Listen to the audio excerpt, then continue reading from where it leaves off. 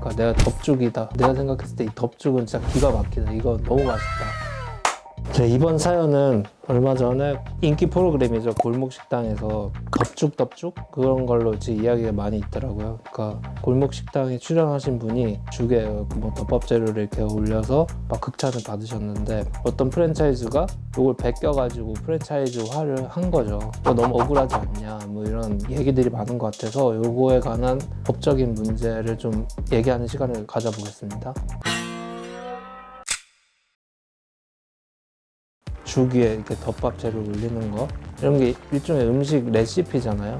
이런 레시피는 나의 사상과 감정을 표현한 거에 해당하긴 좀 어려워요.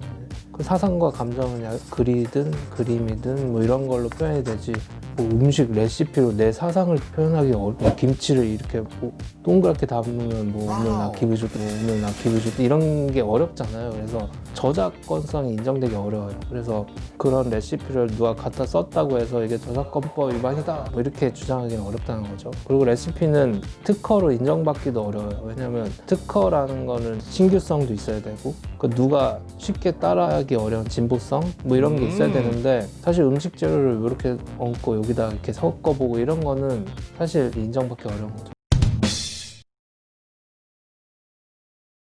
그래서 레시피는 저작권성이나 특허권이 인정되기 어려워요. 그래서 음식은 뭐 하나 나와서 대박이 났다 그러면 비슷하게 쭉 나오는 거 많이 보셨잖아요. 예를 들어 이경규 씨가 예전에 꼬꼬면이다 해서 히트 쳤었잖아요. 그랬더니 각 라면 회사에서 다 뭐 꼬끼면, 꾸꾸면 이러면서 비슷한 거 다 있고 찰떡파이 너무 맛있다 해서 딱 나오면 뭐 몬떡파이, 무슨 떡파이 이러면서 비슷한 거 쫙 나오고 뭐 빼빼로 비슷한 거 쭉 나오고 이게 그 음식엔 저작권성이나 특허권이 인정되기 어렵기 때문에 나오는 현상이거든요.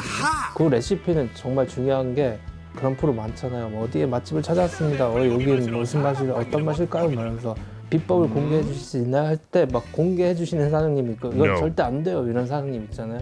안 된다고 하시는 게 맞는 거예요 사실. 그 공개하는 순간 남들이 따라할 위험성에 노출되는 거죠. 저도 뭐 모든 걸 맛있게 잘하는데 저의 비법은 유언이죠. 조미료인데 공개하는 순간 이건 많이 이용할 수 있고 다 따라할 수 있다. 이경규 씨 꼬꼬면도 그래서 비슷한 게 쭉 다 나왔다. 이렇게 하시면 돼요. 제가 알기로는 골목식당에 나왔던 그 음식이라는 게 연관될 수 있는 덥죽이라는 명칭을 써서 프랜차이즈를 만든 걸로 아는데 요거는 보호할 수 있는 방법이 있어요. 그러니까 내가 덥죽이다. 내가 생각했을 때 이 덥죽은 진짜 기가 막히다. 이거 너무 맛있다. 이거는 세상에 공개되는 순간 장난 아니다. 이렇게 예상이 되시면 덥죽이라는 명칭을 상표권을 등록해 놓으시는 게 좋아요. 그런 상호를 등록하셔가지고 그거 비슷한 혼돈될 수 있는 비슷한 상호를 쓰면 그걸 방지할 수 있는 방법이 있거든요. 그리고 상표권 침해에는 해당할 수 있기 때문에 그런 식으로 간접적으로 보호하는 방법이 있죠. 그래서 제가 듣기로는 마크인포라는 사이트에 가면 상표에 대한 등록 같은 거를 쉽게 할 수 있는 업체도 있어요. 그래서 내 아이템이 정말 좋은 것 같다.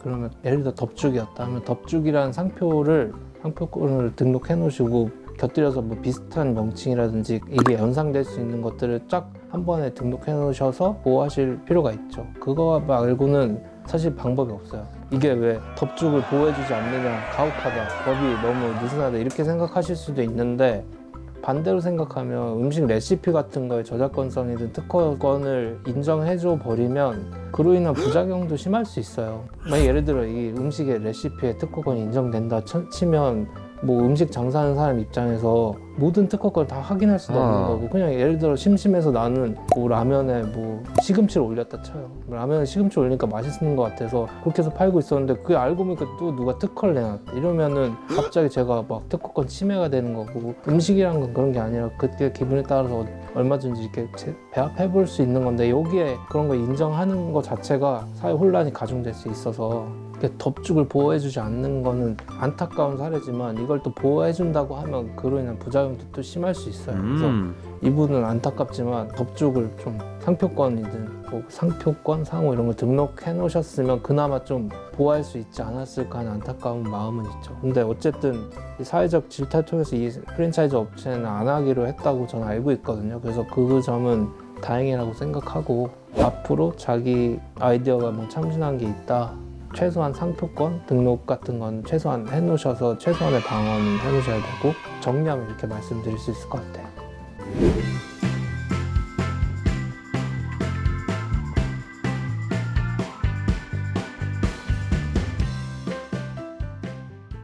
오늘 영상은 여기까지고요. 아는 변호사가 없거나 그 변호사가 무뚝뚝하면 저한테 연락 주세요.